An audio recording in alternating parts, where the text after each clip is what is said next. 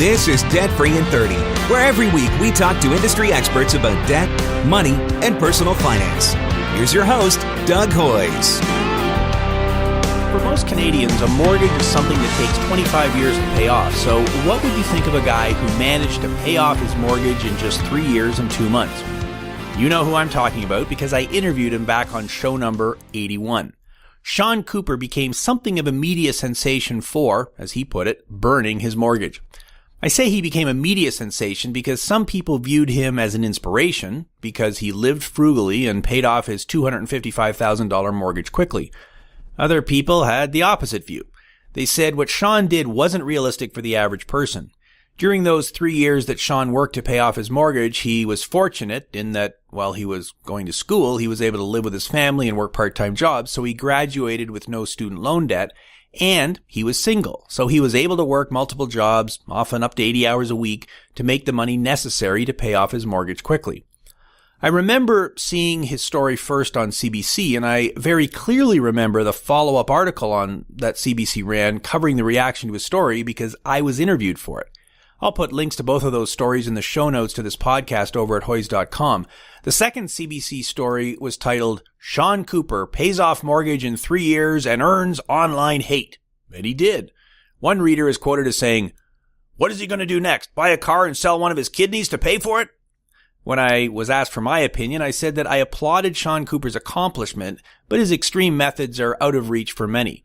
I was quoted in the story as saying, "That is not realistic for a single mother of a 2-year-old kid." I offered the opinion that some readers were offended because they felt like they were being shamed for not also working 80 hours a week. I also made the point that I believe that individuals shouldn't shoulder all the blame. I said that personal choice definitely contributes to debt, as can many other factors such as bad luck, one's health, a tough economy, and policies that allow easy access to massive loans. So high debt is not always entirely the borrower's fault. That story on the CBC website has over 1,700 comments, so you know it struck a nerve. That follow-up story was over a year ago, in January 2016. So what's happened to Sean Cooper since? Did he run and hide, never to be heard from again? Nope. The opposite. He's taking on his haters, and in a new book, he's titled it, not surprisingly, Burn Your Mortgage. What's happened over the last year and what's in the book? Well, let's find out. Sean Cooper, welcome back to Debt Free in 30. How are you doing today? I'm doing well, Doug. Thanks for having me back. Well, thanks for being here. So, as I said in the intro, you were a guest back on show number 81 that aired about a year ago in March 2016. And so I invite everyone listening to that podcast to listen to it and hear your full story. But let's start with you giving us a quick refresher on how you managed to pay off your mortgage so fast. So I've got the facts basically right. It was around $255,000 was your mortgage, and it was just over 3 years that you paid it off. So in simple terms, general terms, how did you do it? Well, the main way that I did it was I was a single homeowner, so I had my full-time job, and I basically looked for side hustles, so extra ways to make money. So, for example, I worked as a financial journalist. I also worked part-time at a supermarket, and I also lived in the basement and rented up the upstairs of my house to bring in extra rental income. So by doing all those things at once, I was able to make lump sum payments against my mortgage and pay it off in a little over 3 years. So when you say you worked at a supermarket, you weren't the CEO of the supermarket. No. You were a worker at the supermarket. Yes, I was just a grocery clerk at the supermarket. So this was not a glorious job. You were kind of doing whatever you could to make a buck to get the mortgage paid off. So Exactly. I read one of the quotes in the introduction about what one of the haters said about you. What's he going to do? Sell another kidney or something, or sell a kidney to keep paying it off. Give me another example of what one of the haters said about you online in that CBC interview.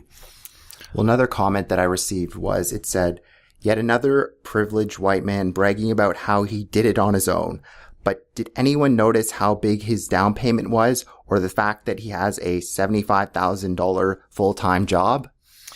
And I mean, I guess those are true facts. You do have a job and you did have a big down payment.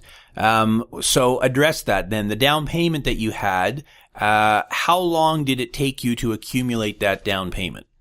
Well, I was saving the down payment since when I was in university. So I was saving it since 2008, and I bought my house in August 2012. So it pretty much took me 4 years to save that sizable down payment. So it was 4 years of being just as frugal as in the 3 years after when you were paying off the mortgage. That's how you managed to do it. Yes, exactly. And I lived with my mother and paid her $600 a month in rent. So I wasn't living at home for free by any means.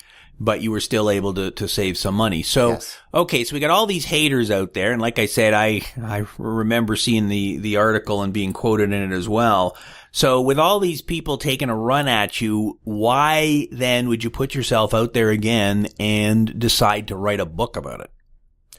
Well, first of all, I mean, my story was definitely very polarizing, but the whole point of trying to pay off my mortgage was to basically try to inspire the younger generation and show them that home ownership is still realistic. Because if I watch the news nowadays, it seems like they're always talking about how high the home prices are in Toronto and Vancouver. And I just wanted to show if somebody who's single can purchase a house and pay it off quickly, then it's realistic for some other people to buy a house. They may not be able to do exactly what I did and pay it off in 3 years, but if they can aim to pay off their house sooner than 25 years, maybe 10, 15, 20 years, then I think that's great. And I think that's a key point. You're not going out there saying, well, I did it in 3 years. Everyone should do it in 3 years. You understand that your situation is different than everyone else's situation. Exactly. And really your message is one of hope and inspiration. Well, okay, it doesn't have to be 25 years. That's really what you're saying. Yes. I mean, people nowadays with their mortgage, they treat it kind of like an ATM. They take out home equity line of credit. So I'm basically saying your mortgage doesn't need to be a life sentence. There are things that you can do in your everyday life to pay down your mortgage sooner and enjoy debt freedom. And we're going to talk about some of those things. So, I mean, you were gracious enough to send me an advance copy of a draft of your book, which is going to be available everywhere on March 1st. It's available for pre-order on Amazon right now. And at the end of the show, we'll sort of give some more details on that. But I mean, I've gone through it, and right in the introduction, you have a section called Your Mortgage is Your Top Financial Priority. So I want to know, is that really true? Lots of experts say that it's crazy to invest money in the overheated real estate market. I mean, right now we're recording this in Toronto. That's about as overheated as it can get since Vancouver's kind of cooled off a bit. The experts would say that a balanced stock and bond portfolio can earn you over the long term, historically, maybe 5-6% annually, like forever, whereas the real estate market can go up and it can go down. So you obviously don't fully agree with that, or else you would have put all your money in the stock market, not in a house. Why do you believe that real estate is an important investment? Well, first of all, for some people, it might make sense to rent rather than own. I'm not saying every single person should own a house, so I just wanted to make that clear. But I'm a fan of home ownership because you might be able to make as much money by renting and investing, but the thing is, you have to be financially disciplined. If the money, like renting is generally cheaper than owning a house, but you only do well if you end up investing that money that you end up saving. So when you're renting, you don't have to pay things like property taxes. You may only have to pay a certain percentage of utilities. So basically your monthly carrying costs are lower. So if you take that extra money and invest it in index funds or mutual funds or whatnot, then you could end up doing almost as well as a homeowner. But the thing is, people aren't financially disciplined and they end up spending that on nicer vacations or they buy nicer cars. So I'm a big fan of the forced savings that a home offers, because if you don't make your mortgage payments, then the bank will take your home away. So that's definitely a good incentive to pay down your mortgage quickly. And that's a key point. So the key word there is discipline.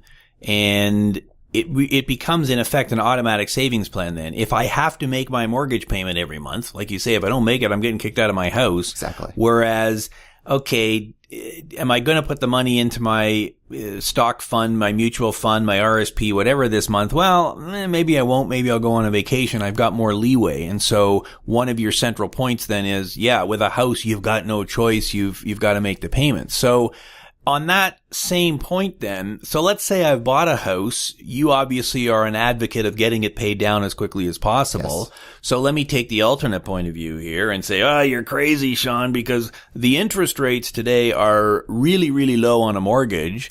And the stock market, if you look back over the last year or two or three, has done really well. Now, of course, if you look back to 2008 or some other times, it's not done so well. But at the moment, the stock market seems to be reasonably buoyant. Interest rates are really low. So would it not make more sense to have as high a mortgage as I can at a very low interest rate, and instead of paying down the mortgage, use that extra money to invest in stocks or something else? Well, I think it's dangerous to take on a lot of debt. I mean, each quarter I see the household debt hit a new record. So that's definitely concerning for me. And that's one of the main reasons that I wrote my book. So a lot of people aren't really in a hurry to pay down their debt because they think, oh, my mortgage is below 3%. Why should I be in any hurry? But rather than, with low mortgage rates, rather than seeing it as an opportunity to pile on as much debt as possible, I see it as an opportunity to pay off the biggest debt of your lifetime, because mortgage rates, I don't have a crystal ball, but generally I think that they'll be probably higher in the next 25 years if you take that long to pay it off. So, nowadays, when you take on a mortgage, generally over half of your payment goes towards principal as opposed to interest. But if you go back a decade, probably about a quarter of that would go towards principal. So if you are really focused and you want to pay off your mortgage, then, take advantage of low interest rates and you can really get your mortgage paid off a lot quicker than just a decade ago. Yeah, so don't look at the low interest rates as an opportunity to borrow more. Look at it as an opportunity to get it paid off even quicker. That Exactly. same payment will get it paid off even quicker. So let's talk about the issue of good debt versus bad debt. And I did a podcast on this. You might have actually even guessed it on that one as well. I can't remember exactly, but the prevailing wisdom is, well, a mortgage is good debt because it goes up, the house goes up in value. So the bigger the mortgage, the better. It's good. It's good. It's good. But, that's not always the case. So what are some of the biggest mistakes homeowners are making with their mortgage? And let's get into some practical advice here, because that's the whole point of this show. We don't want to just spout our opinions. We want to give people actual advice. So what are some of the biggest mistakes homeowners are making with their mortgage, and more importantly, how can they avoid making those mistakes? Well, I think generally when people are buying houses, a big mistake that I'm seeing is that they're buying too much house. For example, when they go to the bank, they're told that they can purchase a house for, let's say, $800,000. They go out and spend that amount of money, or they even get into a bidding war and end up spending slightly more than that. So what happens is they end up being house rich and cash poor. And while you may own a beautiful house, you won't have any money left over for anything else really, because maybe 50% of your income will be going towards your mortgage, and then you have to pay all the other expenses. So let's say you ended up spending 20% more than you thought on a house. That means you're going to be spending generally 20% more on home insurance, utilities, property taxes, and you won't want to leave that extra room that you got in the bigger house empty, so you'll end up spending more on furnishing, and you'll have an extra room to clean as well. So I'm not a big fan of spending too much money on a house you won't be able to save for retirement either. And that kind of goes against conventional wisdom, because people go, well, house prices in Toronto have been going up 20% a year for the last 10 years. I just made that number up. I don't know what the real number is, but let's just, they've certainly been going up a lot. So if I had bought a $100,000 house, well, it would be worth $120,000 a year later. But if I had bought a $200,000 house, it'd be worth $240,000 a year later. I would have made an extra $20,000 if I'd bought a bigger house. Therefore, the bigger the house, the better. And you're saying, yeah, but from a cash flow point of view, your hydro, your property taxes, everything is bigger if the house is bigger. So Exactly. You are an advocate of buying a house, but buying as realistic a house as possible, not buying as big a house as possible. Yeah, you don't have to go out and buy a McMansion. And so the house that you bought is not, I assume, 10,000 square feet on 4 acres. No, it's a bit smaller than that. And that's one of the reasons you were able to afford it. It was a moderate house. Yes, and when I bought my house, I wanted to buy a house that I could pay off quickly. So I didn't go out and spend, $1 million on a house. And are you still living in that same house? Yes, I'm still living there, and I'm actually still living in the basement as well. So you're still renting out the top floor. Yes. So, and do you have plans to buy a multi-million-dollar house in the next year or two, or are you quite content with what you're doing? I'm happy where I am now.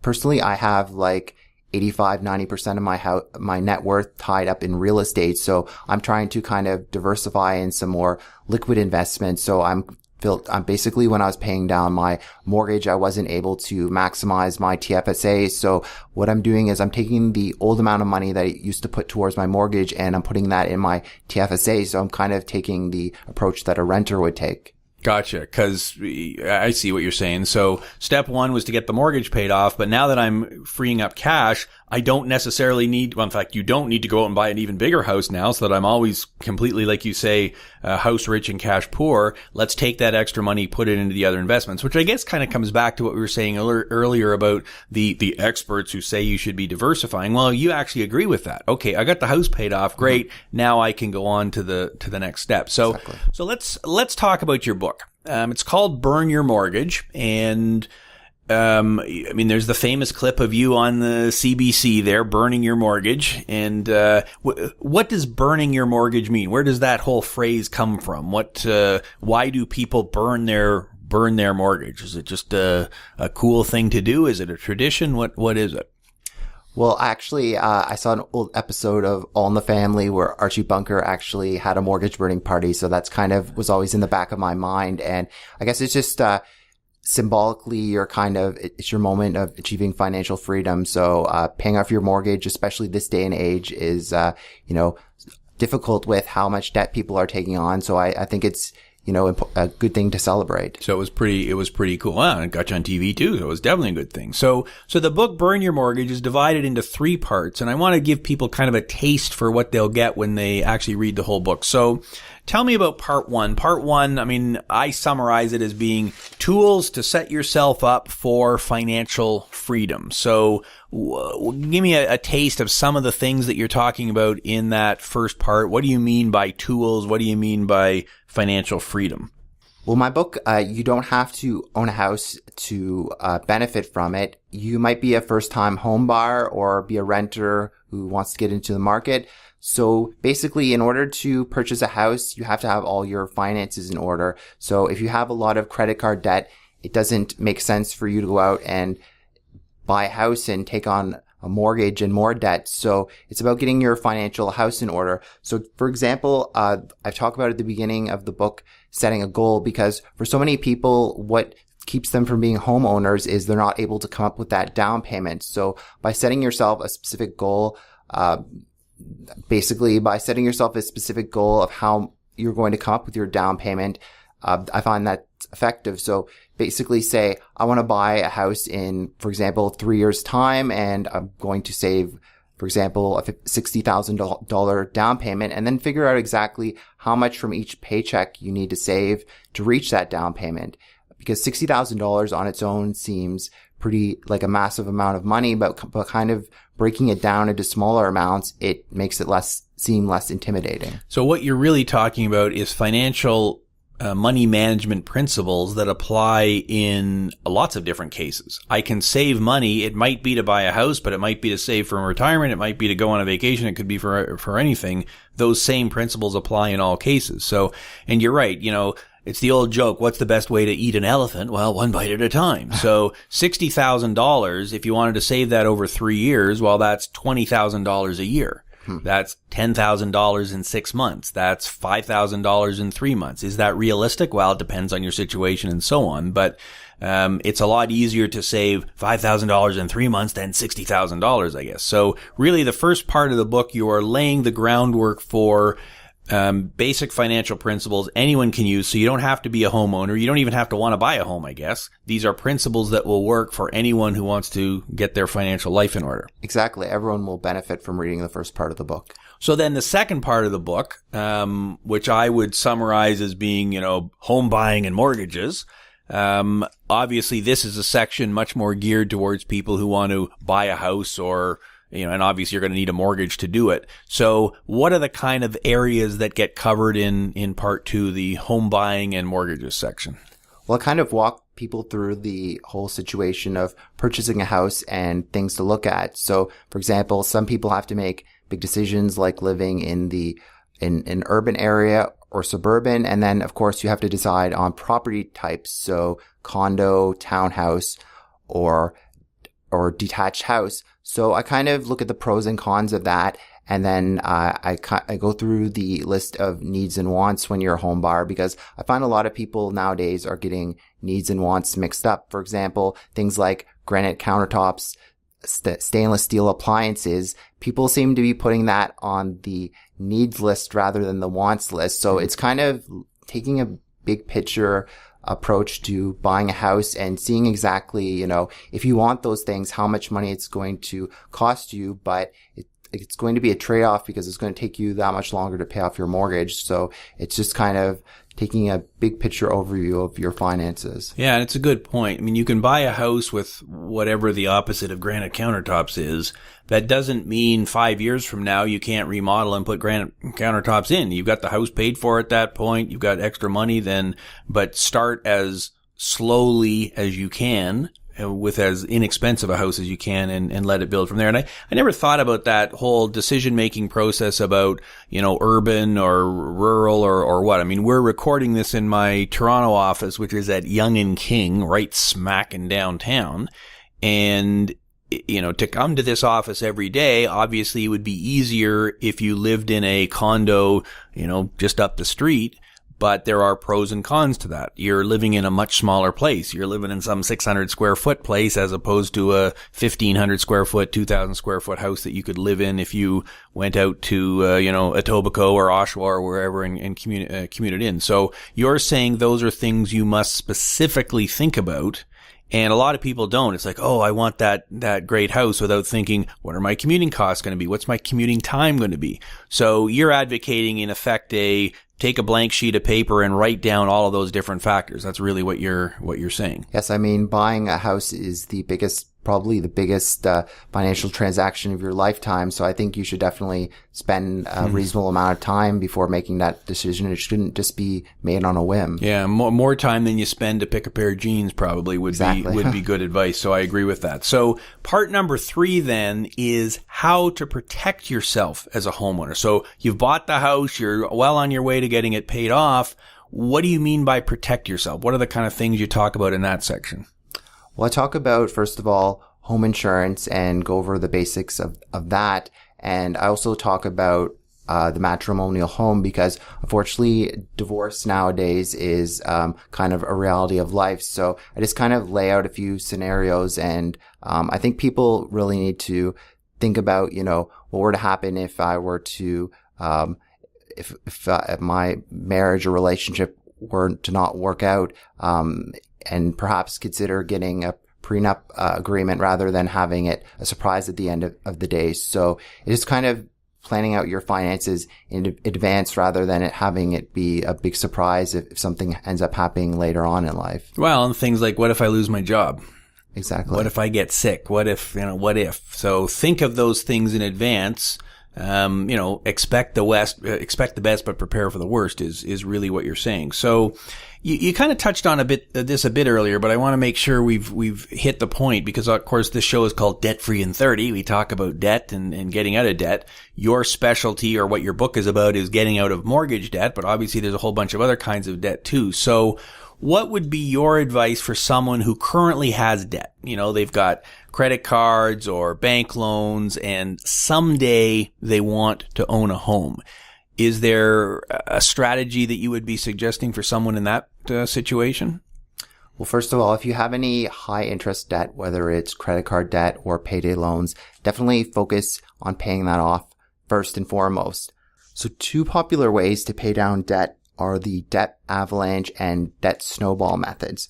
So when you pay with the debt avalanche method, you pay down the debt with the highest interest rate, whereas with the debt snowball, you pay down the debt in order from smallest to largest balance. So those 2 methods, for example, with the debt avalanche method, let's say you had two credit cards where you had balances owing, and one of them was a regular credit card at 18% and you had a retail credit card at 29%.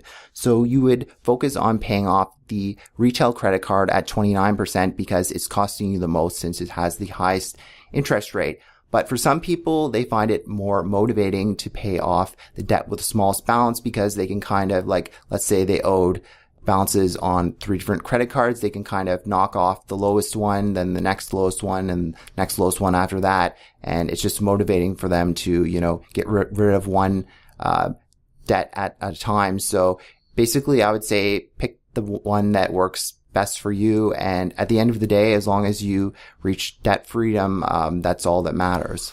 Yeah, and I've always been an advocate of course, I'm an accountant. I'm a numbers guy. Well, as are you. And okay, why, if I've got a 29% interest credit card and a 10% interest credit card, I will save the most money by paying off the 29% one first.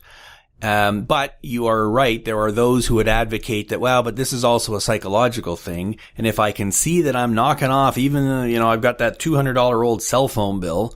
If I can knock it off, that's one less thing I got to worry about, one less payment that I've got to make. I guess the point you're making, and we can debate which one is right or which one is wrong, and part of it has to do not just with math, but with your own psychology, is you got to do it. It doesn't matter which one you're going with. So you're advocating, obviously, getting out of debt before you try to be buying a home, because having high interest rate debt is just going to make it that much harder to ever pay off your mortgage. It's pretty much as simple as that, I would think, is it? Exactly. And when it comes time to buying a house, your debt can actually affect how much house you can buy because of the debt ratios, like the gross debt service ratio and the total debt service ratio. So with the total debt service ratio, they actually consider credit card debt. So once you get that paid off, you can afford to buy that much house. But of course, don't buy too much house because you could end up house rich and cash poor. Yeah. So you want your ratios in line. You're going to get a better deal on the mortgage. You're going to qualify for a better deal. So get the debt paid off. Well, exactly. That's excellent advice. Are there any final words of advice that you'd like to give the people who are listening today? Anything to do with mortgages, debt in general, anything at all? What's kind of your closing words of advice? Okay, well, I would say everyone's probably reading my book to find out ways they can pay down their mortgage sooner. So my top 3 tips for doing that. First of all, tip number 1 would be pay your mortgage bi-weekly accelerated. Now, when you sign up for your mortgage, generally the bank will set you on a monthly payment schedule, but by setting your payment on bi-weekly accelerated to match your paycheck from work, it's the least painful way to do it. Basically, you could end up shaving off maybe 2 or 3 years off the amortization of your mortgage, which is, of course, how long it takes you to pay off. And it's just basically a cash flow thing. With accelerated biweekly, you'll end up paying the equivalent of an extra month's of mortgage payments a year, and you'll barely notice it at all because you probably wouldn't do it if you found out you were paying an extra amount. And the second way I would say to pay off your mortgage sooner, similar to what I did, is make lump sum payments. So you're probably thinking, where the heck do I come up with an extra $2,000? So you can come up with that extra money through what I like to call found money. So if you end up getting a bonus at work or a tax refund or you get inheritance, you can take that money and basically, of course, you can enjoy maybe some of it, go out for a nice dinner, but you can take the rest of that and put it as a lump sum payment against your mortgage and knock off a bunch of money. And of course, that goes straight to principal. And it's not a principal interest split similar to your regular mortgage payment. And the third tip I would say is to round up your mortgage payments. So for example, if your mortgage payment was if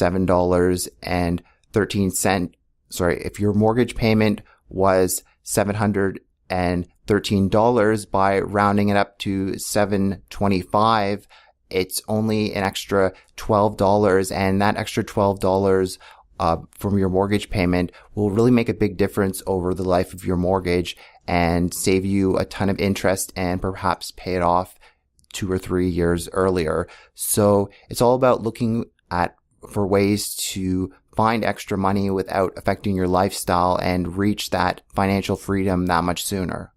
And I totally agree with that. We do the same with our clients when they're in a consumer proposal, for example. If your consumer proposal payment is $400 a month, well, my first question is, what is your pay frequency? If you get paid every 2 weeks, well, let's do $200 every 2 weeks. And I realize really you should be taking 400 and dividing by 50. And you're right. If you do biweekly, then you are making an extra payment every 6 months. So at the end of the year, you've made an extra full month's worth of payments. So exactly. Totally agree with that. Whatever your pay frequency is, that's what you should be paying your mortgage on.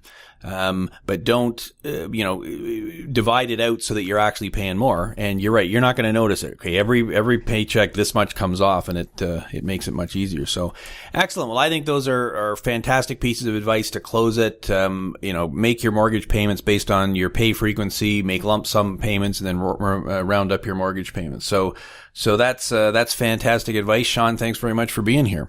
Thanks, Doug. It was a pleasure. Thank you. And that was my chat with Sean Cooper, author of the brand new book, Burn Your Mortgage, The Simple, Powerful Path to Financial Freedom. The book is available now for pre-order on Amazon.ca. And if you're listening to this after March 1st, 2017, it's available in Chapters and all the other major bookstores. So you can look for it there. I will put a link to Amazon, and I'll put a link to everything else we discussed today, including Sean's blog, so you can read more about him, his website, and the original CBC articles that started this whole story from my perspective. It'll be in the show notes over at hoyes.com. That's HOYES.com. That's our show for today. Thanks for listening. Until next week, I'm Doug Hoyes. That was Debt Free in 30.